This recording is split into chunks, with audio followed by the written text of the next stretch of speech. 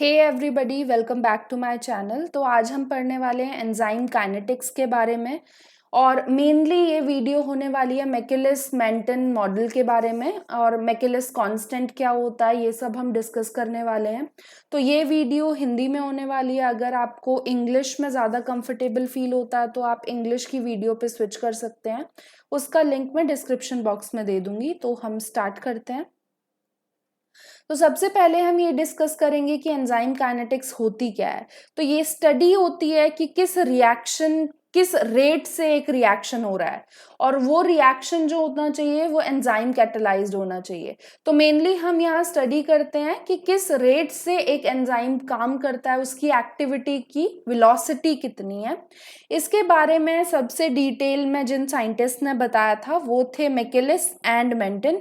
और इन्होंने 1913 में एक एक्सपेरिमेंट किया था, एक केमिकल रिएक्शन किया था, जिसके बेसिस पे इन्होंने अपना एक मॉडल तैयार किया, वो हम पढ़ेंगे। अब ये जो मॉडल था इसमें एक मैथमेटिकल एक्सप्रेशन इन्होंने दी थी कि कैसे हम कौन कौन से फैक्टर्स हैं जिन पे मेनली एंजाइम काइनेटिक्स डिपेंड करता है, और कौन से कांस्टेंट्स हैं जिनके बारे में हमें पता चल सकता है उस ग्राफ से। तो वो कांस्टेंट्स थे वी मैक्स एंड के एम। इनके बारे में हम आगे डिटेल में पढ़ने वाले हैं। ज़्यादा डिफिकल्ट नहीं होता है, जितना यहाँ बताया जा रहा है उतनी ही नॉलेज आपको चाहिए। बहुत ज़्यादा एंजाइम काइनेटिक्स के डेप्थ में जाने की ज़रूरत नहीं है। इनका क्या रोल होता है ये भी इन दो साइंटिस्ट ने बताया, तो वो भी हम डिस्कस करेंगे। तो इनका मॉडल क्या था? तो मैकेलिस एंड मेंटन का जो मॉडल था वो बेस्ड था एक केमिकल रिएक्शन पे। जो केमिकल रिएक्शन था एंजाइम कैटेलाइज्ड, और वहां जो एंजाइम यूज किया गया था दैट वाज इन्वर्टेज। तो इन्वर्टेज एंजाइम का यूज करके मैकेलिस मेंटन ने एक मॉडल तैयार किया। अब इन्वर्टेज एंजाइम करता क्या है? तो ये सुक्रोज जो कि एक डाइसैकेराइड है उसे ब्रेक कर देता है दो मोनोसैकेराइड्स में, that is glucose and fructose. और इसी रिएक्शन के बेसिस पे उन्होंने एक रिलेशनशिप तैयार किया between the velocity of the reaction and the concentration of the substrate. ये जब हम अगली वीडियो देखेंगे ना, जिसमें हम ये डिस्कस करने वाले हैं कि कौन कौन से फैक्टर्स हैं जिन पे एंजाइम एक्टिविटी डिपेंड करेगी, तो वहां भी हम डिस्कस करेंगे कि सबस्ट्रेट कॉन्सेंट्रेशन पे एंजाइम की एक्टिविटी डिपेंड करती है। तो उसके बारे में जो डिटेल में बताया था वो मैकेलिस एंड मेंटन, दो ही साइंटिस्ट थे, इन्होंने ही बताया था। और इन दोनों के बीच में जो इन्होंने कर्व, मेनली ग्राफ तैयार किया वेलोसिटी और सबस्ट्रेट कॉन्सेंट्रेशन के बीच का ग्राफ, वो ग्राफ जो था वो हाइपरबोला कर्व शो करता है। इस कर्व का नाम काफी इंपॉर्टेंट है, ये आपको याद रखना है। तो वो कर्व कुछ ऐसी दिखती है। यहां आप देखोगे कि V है, दैट इज रिएक्शन वेलोसिटी, और सबस्ट्रेट कॉन्सेंट्रेशन है S। जो रिएक्शन वेलोसिटी है वो y साइड पे है और ये x एक्सिस पे है। अब यहाँ आप देखोगे कि जैसे जैसे सबस्ट्रेट की कॉन्सेंट्रेशन हम इंक्रीज करते जाते हैं, वेलोसिटी भी इंक्रीज करती है। ठीक है, वेलोसिटी भी इंक्रीज कर रही है, ये दोनों इंक्रीज करेंगे। अब यहाँ आप एक और चीज नोट करोगे कि इनका इंक्रीज तो हो रहा है, जैसे आप इस कर्व में देख रहे हो, ये इंक्रीज तो हो रही है बट एक लिमिट तक ही इंक्रीज हो रही है। यानी सबस्ट्रेट कॉन्सेंट्रेशन इसके बाद भी बढ़ाते जाओ तो भी ये इंक्रीज नहीं होगी फर्दर। ठीक है, तो ये रिएक्शन वेलोसिटी जहां पे सबस्ट्रेट कॉन्सेंट्रेशन का कुछ फर्क नहीं पड़ रहा है, उसके इंक्रीज होने का कुछ फर्क नहीं पड़ रहा है, उसे हम बोलते हैं वी मैक्स, यानी मैक्सिमम वेलोसिटी। तो किसी भी एंजाइम की किसी भी रिएक्शन को कैटेलाइज करने के लिए एक मैक्सिमम वेलोसिटी होती है।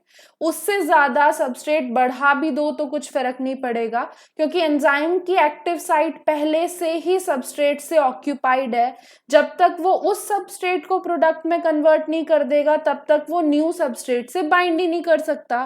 तो सबस्ट्रेट आप कितना भी बढ़ाते जाओ केमिकल रिएक्शन में कुछ फर्क नहीं पड़ेगा। तो एक वी मैक्स अटेन हो जाता है, मैक्सिमम है, उससे ज्यादा नहीं जा सकता, वहां स्टेबल हो जाता है, स्टेबलाइज हो जाएगा। ठीक है, अगर आगे देखोगे भी आप तो ये इतना ही रहेगा। अब नेक्स्ट चीज क्या है कि ये जो मैक्सिमम वेलोसिटी होती है किसी भी रिएक्शन की, इसका हाफ अगर कर दोगे ना तो उसमें जो रिएक्शन की सबस्ट्रेट की कॉन्सेंट्रेशन आती है उसे हम बोलते हैं Km।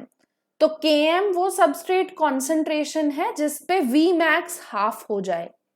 ठीक है। यहां से इस ग्राफ को प्लॉट करके हमें एग्जैक्टली Vmax की वैल्यू नहीं मिलती है कभी भी, क्योंकि थोड़ा फ्लक्चुएट करता है, ये बिल्कुल स्टेबल नहीं रहता है। ठीक है, तो इसके लिए हम आगे पढ़ेंगे कि इसी ग्राफ की हेल्प नहीं लेते हम Vmax कैलकुलेट करने के लिए, और प्लॉट्स हैं और ग्राफ्स हैं जिनका हमें यूज करना पड़ता है। ठीक है, इतना क्लियर हो गया Vmax क्या होता है और Km क्या होता है। तो अभी हमने जो पढ़ा, Vmax होता है मैक्सिमम वेलोसिटी, मैक्सिमम रेट जो केमिकल रिएक्शन का जा सकता है जब सारे एंजाइम्स की एक्टिव साइट जो है सैचुरेट हो चुकी है, किससे, सबस्ट्रेट से। ठीक है, नेक्स्ट चीज क्या है, Km क्या होता है, तो Km भी हमने डिस्कस कर लिया, वो सबस्ट्रेट कॉन्सेंट्रेशन जिसमें मैक्सिमम वेलोसिटी हाफ हो जाए। ठीक है, अगर Km कम होगा तो उसका मतलब है कि कम सबस्ट्रेट चाहिए Vmax हाफ लाने के लिए। नेक्स्ट चीज, Km को थोड़ा डिटेल में पढ़ना जरूरी है क्योंकि मैकेलिस मेंटन कांस्टेंट इसी को बोलते हैं। ठीक है, इन्होंने Km के बारे में ही बताया था। तो Km मेनली होता है मैकेलिस कांस्टेंट या मैकेलिस मेंटन कांस्टेंट भी इसे बोलते हैं। ये हमने डिस्कस कर लिया कि कौन सी सबस्ट्रेट की कॉन्सेंट्रेशन होगी जिसपे वेलोसिटी रिएक्शन की हाफ हो जाए मैक्सिमम से, उसी को हम Km बोलते हैं। इसकी जो वैल्यू है वो डिफरेंट एंजाइम के लिए वेरी करती है। ठीक है, सेम नहीं रहती है कभी भी। इसकी जो वैल्यू है वो एंजाइम टू एंजाइम वेरी करेगी। किस एंजाइम की बात कर रहे हो उसका Km अलग होगा, किसी और की बात करोगे तो अलग होगा, पेप्सिन का अलग होगा, ट्रिप्सिन का अलग होगा। ठीक है, अब Km जो है डिपेंड करता है बहुत सारे फैक्टर्स पे। उनमें से कौन कौन से फैक्टर्स हैं, टेम्परेचर है, सबस्ट्रेट का नेचर है, कौन सा वाला सबस्ट्रेट यूज हो रहा है, पीएच कितनी है सॉल्यूशन की, इसके अलावा आयनिक स्ट्रेंथ। अब यहाँ नोट करोगे आयनिक स्ट्रेंथ और पीएच किस लिए वो कर रहे हैं, अफेक्ट कर रहे हैं एंजाइम की एक्टिविटी को, क्योंकि एंजाइम की एक्टिव साइट जो होती है उस साइट पे कुछ आयंस होते हैं, अमीनो एसिड्स होते हैं, उनके चार्ज्ड ग्रुप्स होते हैं। अब चार्ज अमीनो एसिड पे वेरी करता है पीएच के अकॉर्डिंग, ये हम पढ़ चुके हैं प्रोटीन के स्ट्रक्चर वाले में। ठीक है, तो अमीनो एसिड पे चार्ज वेरी करता है पीएच के अकॉर्डिंग, आयंस के अकॉर्डिंग, इसीलिए पीएच और आयनिक स्ट्रेंथ भी Km को डिटरमाइन करते हैं। नेक्स्ट जो अभी हमने डिस्कस किया कि Vmax की वैल्यू हम मैकेलिस मेंटन के ग्राफ से डायरेक्टली नहीं निकाल सकते हैं, तो उसे निकालने के लिए एक और प्लॉट हमें बनाना पड़ता है। सबसे कॉमन प्लॉट जो बनाया जाता है उसे बोलते हैं लाइन-वीवर एंड बर्क प्लॉट। अब इस प्लॉट को डबल रेसिप्रोकल प्लॉट भी बोलते हैं क्योंकि ये बनाया जाता है reciprocal of reaction velocity and reciprocal of substrate concentration के बीच में। इसको स्ट्रेट लाइन प्लॉट भी बोलते हैं क्योंकि यहाँ आपको स्ट्रेट लाइन मिलती है।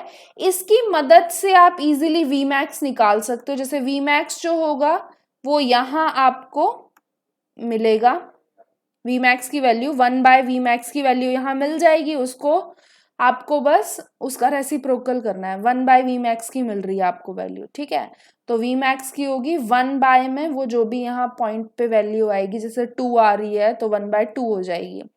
ये वाली जो वैल्यू यहाँ आती है, इस रीजन में जो वैल्यू आएगी वो होती है नेगेटिव, होती है 1/Km के, मतलब जो Km की वैल्यू है वो आप यहाँ से निकाल सकते हो, -1/Km की वैल्यू यहाँ से निकलती। तो ये ज्यादा एक्यूरेट होता है उसके कंपैरिजन में। जो हम ग्राफ हम देख रहे थे वो ग्राफ ऐसे जा रहा था, अब वो कहाँ स्टेबल होगा, कहाँ पे वो सैचुरेट होगा, उसकी एग्जैक्ट वैल्यू हमें यहाँ Vmax की नहीं मिल पाती है। बट यहाँ क्योंकि आप y एक्सिस वाली लाइन की बात कर रहे हो, जहाँ पे क्रॉस कर रही है, y इंटरसेप्ट की बात कर रहे हो, यहाँ पे x इंटरसेप्ट की बात कर रहे हो, तो ये वैल्यूज एग्जैक्ट आपको मिल जाएंगी। इसीलिए मैकेलिस मेंटन का जो ग्राफ था उसे Vmax या Km की वैल्यूज निकालने के लिए यूज नहीं करते हैं, इसका यूज करते हैं जो कि डबल रेसिप्रोकल प्लॉट है। इसके अलावा और भी ग्राफ्स होते हैं बट वो इतने ज्यादा इंपॉर्टेंट नहीं है। आपको बस यहाँ याद रखना है कि ये जो भी हम निकाल रहे हैं वैल्यूज, ये इसको निकालने के लिए जो ग्राफ यूज किया गया है वो रेसिप्रोकल वाले में यूज किया गया है, यानी रेसिप्रोकल रिएक्शन वेलोसिटी का एंड रेसिप्रोकल सबस्ट्रेट कॉन्सेंट्रेशन का। तो वो चीज याद रखनी है, और वाई इंटरसेप्ट पे कौन सी वैल्यू आपको मिलती है और एक्स इंटरसेप्ट पे कौन सी वैल्यू मिलती है वो याद रखना है।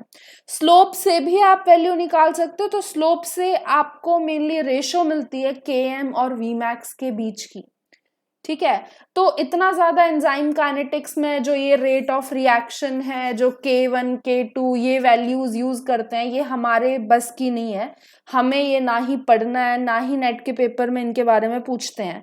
आपको मेन चीज क्या है कि कॉन्सेप्ट क्लियर होना चाहिए कि कहाँ पे क्या चीज हो रही है, उनकी वैल्यूज कैसे निकालते हैं, वो आगे अलग से एक वीडियो बनाऊंगी मैं, उसमें हम डिस्कस करने वाले हैं कि कैसे आप इस टाइप के क्वेश्चंस जो भी एंजाइम काइनेटिक्स से रिलेटेड आते हैं उन्हें कैसे सॉल्व कर सकते हो, ठीक है। उसमें हम टिप्स और ट्रिक्स डिस्कस करेंगे जिनके बेसिस पे आप इजीली क्वेश्चंस को सॉल्व कर लो, आपको बहुत ज्यादा नॉलेज की जरूरत नहीं होगी, इतनी जितनी बताया इतना बहुत है, ठीक है। आगे आने वाली वीडियोस में हम पढ़ेंगे कि एंजाइम की एक्टिविटी को कौन से फैक्टर्स जो हैं वो अफेक्ट करते हैं, तो वो फैक्टर्स वाला टॉपिक काफी इंपॉर्टेंट है। मोस्टली जो आपके एंजाइम काइनेटिक्स के क्वेश्चंस आते हैं वो कहाँ से आते हैं, आपको क्वेश्चंस आएंगे इनहिबिटर्स से। इनहिबिशन वाला जो टॉपिक है, एंजाइम की inhibition, competitive inhibition, non competitive inhibition, uncompetitive inhibition, तो उन पे क्वेश्चंस ज्यादा आते हैं। इसके अलावा Vmax Km आपको दिया होता है, उसके अकॉर्डिंग आपको निकालना होता है, वो क्वेश्चंस हम अलग से डिस्कस करेंगे, तो आपका एंजाइम काइनेटिक्स भी स्ट्रांग हो जाएगा, ठीक है। आगे आने वाली वीडियोस में हम फैक्टर्स अफेक्टिंग के बारे में पढ़ने वाले हैं, कौन से फैक्टर्स एंजाइम की एक्टिविटी को अफेक्ट करते हैं, जैसे कि substrate concentration, enzyme concentration, temperature है, पीएच है, ये कुछ फैक्टर्स हैं जो अफेक्ट करते हैं, तो उनको पढ़ेंगे, वो थोड़ा ज्यादा डिटेल में जाएगी वीडियो। इस वीडियो में इतना ही था, so stay tuned, good bye.